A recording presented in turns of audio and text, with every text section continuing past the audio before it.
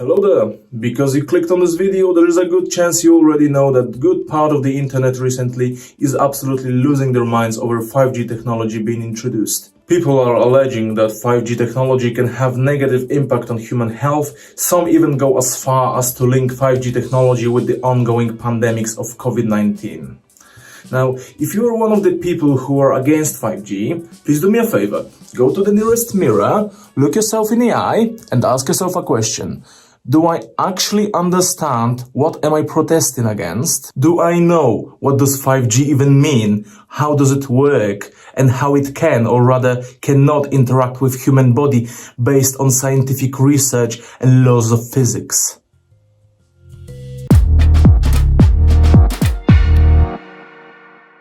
Hello and welcome to another episode of Dr. Gibberish. Today we'll be talking about the newest phenomenon, which is the anti-5G hype. You may ask, why am I calling it a hype, not, for example, a movement? Well, it's because a movement requires its participants to do something useful, for example, research. Whilst the 5G rebellion doesn't back their viral posts on Facebook with any research or pretty much anything other than science woo effect. The science woo effect is when someone throws at you as many scientific terms as possible, like radiation, carcinogenic effects, high frequency waves, tumors, electromagnetic radiation, ionization, cancer, AIDS, gamma rays, microwaves, COVID-19. And while some satire websites like Onion use this effect to build their comedy, some people actually use it maliciously to raise fear and panic in public. After all, what is an average Joe supposed to think when he hears terms like carcinogenic effects and gamma radiation rays? It sounds grim. It's enough to put just about anyone off. But such dramas are nothing new. Let's go back in time, way back to late 1800s, when European cities started switching from traditional gas streetlights to electric streetlights. And even though electric streetlights were much easier in use and maintenance because they didn't require a person to light them up one by one, everyone was very concerned about artificial lights disrupting the natural day and night cycle, in result depriving people of sleep and turning them into murderous lunatics. Also, Catholic Church took their part in inciting the public panic, saying it would be an offense to God to meddle with the nature's laws. Well, as you can see from our magnificent 21st century 24/7 style of life, nobody has turned into murderers deprived of sleep lunatic, and God's rage hasn't yet fallen upon us. Humans have always been reluctant towards new technology simply because it's in our nature to be afraid of the unknown and to riot against things we don't really understand.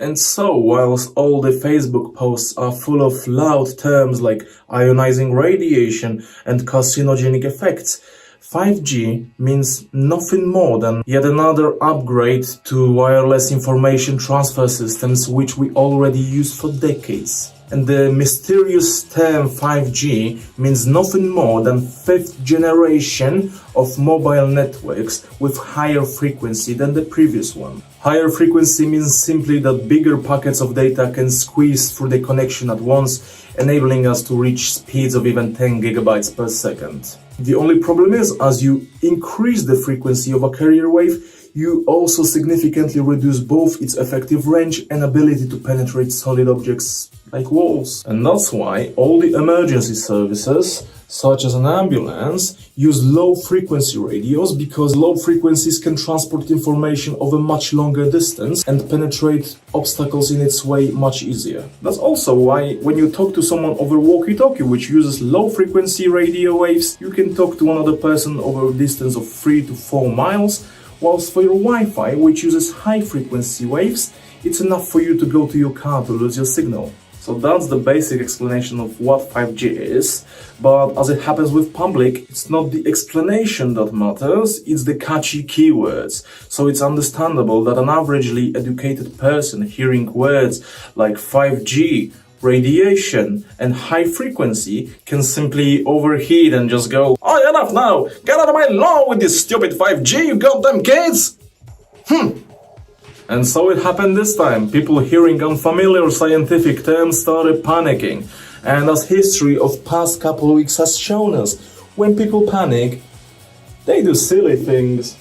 Exactly same thing is happening now, and the exact same type of people who came up with an idea of hoarding toilet paper to stop the virus are now on a holy crusade against 5G. What all these panicked crusaders are missing, apart from common sense, is knowledge that before any product reaches customers, whether it's cereal, makeup products or electronics, it has to go through internationally recognized system of checks and tests designed to filter out all potentially hazardous products. In last year, for example, you might have heard of Volkswagen getting an astronomical fine of $4.3 billion up their bum for cheating on emission tests. Or you might have heard about delusional makeup artist Silent Disco, whose products were tested positive for asbestos by FDA. Both of these cases were filtered out thanks to the mentioned international system of checks, tests and procedures.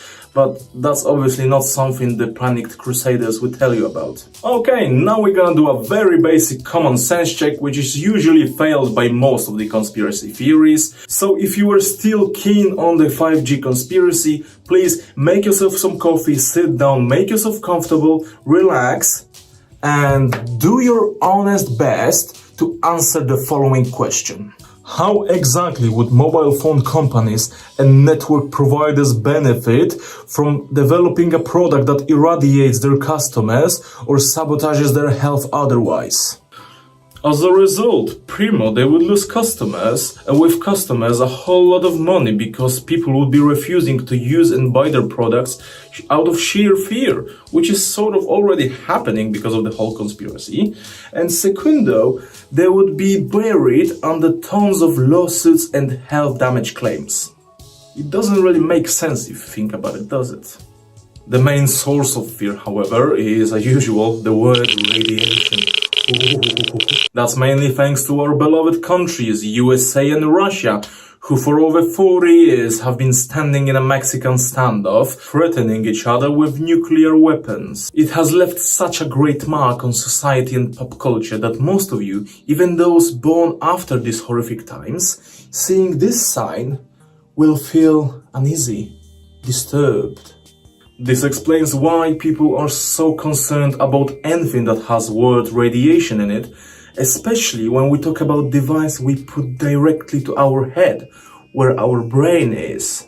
What an average concerned Joe doesn't know, however, is that radiation is not a single evil force.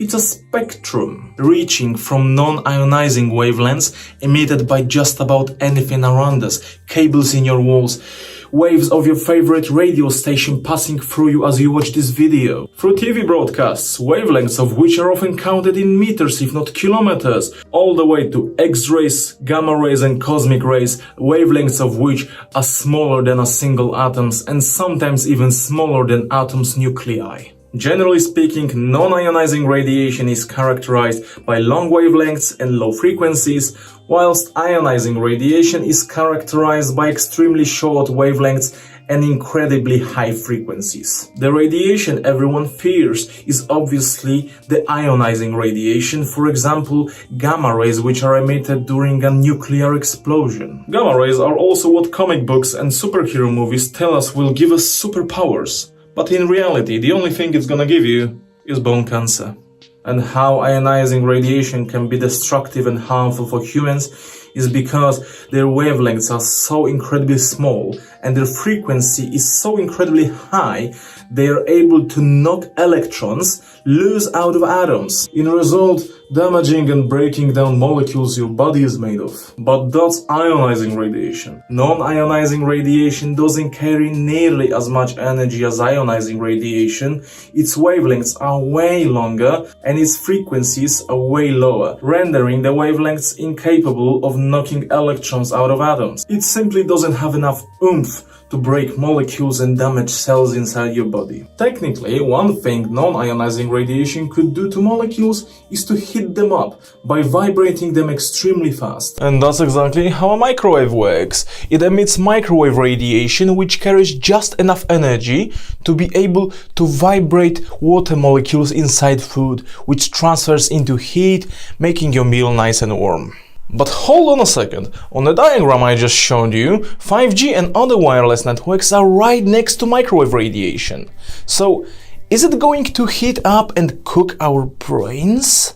The answer is obviously not, because of the difference in power. Microwave, in order to heat up a glass of water, needs a whole minute of blasting it with radiation waves at 600 to 1000 watts, which would be enough to kill you in quite a spectacular way if your head somehow ended up inside an operating microwave. But microwave emits this energy continuously. From the moment you turn it on to the moment you turn it off, the food is constantly blasted with radiation at a power of 6 to 1000 watts, whilst a mobile phone can emit maybe 5 watts of power, and even that is not continuous, but in short bursts, because that's how you transfer information, in short bursts with 1 and 0. 1, 0, on, off, right? That's how all the computer systems work. So not only the power is not even 1% of what a microwave can emit, and because the exposure is also much lower than microwaves because of the on and off nature of binary system, the waves used by mobile networks don't have nearly as much energy as it is required to vibrate and thus increase temperature of water molecules. But nonetheless, to prove or disprove hypothesis of mobile network radiation being potentially harmful, hundreds of tests have been conducted on live animals for extended periods of time, with the longest experiments running for over 20 years continuously, proving that even constant exposure to mobile network radiation over long periods of time does not affect physical, cognitive or reproductive skills of tested animals. Given that, and the fact that we're exposed to the wireless technology radiation much less than the mice which were blasted for 18 hours a day with mobile network radiation, it is very unlikely that 5G will be able to have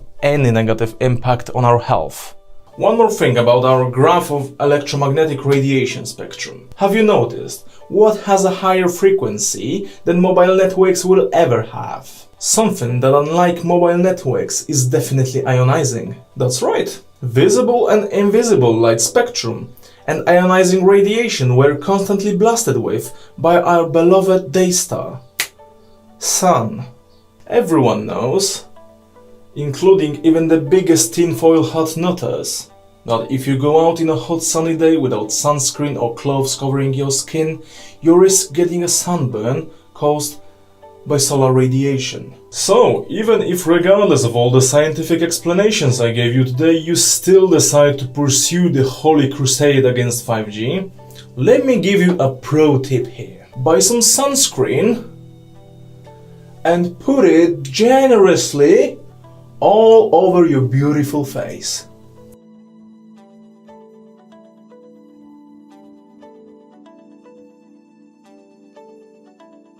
This way you'll protect yourself not only from harmless mobile networks, but also you'll protect yourself from much higher frequencies and much shorter wavelengths of radiation that actually are ionizing, which might come in handy in upcoming sunny days. Huh, take that, sun!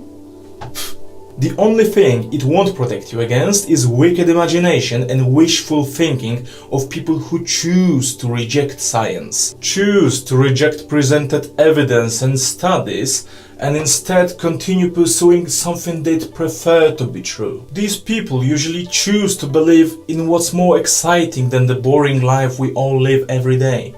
After all, who wouldn't like to live in an HBO drama where we have dragons, evil governments, and evil tech companies trying to control our minds and cook our brains? And no matter how hard we try to prevent it, these people will continue doing what they do, simply because scream, shout, and loud voices spread much easier than logical explanation and calm approach.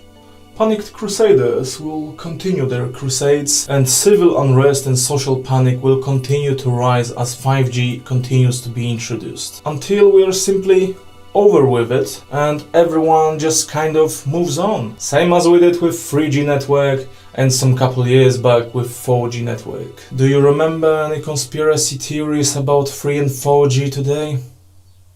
Me neither. And although there isn't anything any of us could do about the global panic, there's plenty all of us could do in the local circles of friends and family. And that's all in today's episode of Dr. Gibberish. I hope you enjoyed.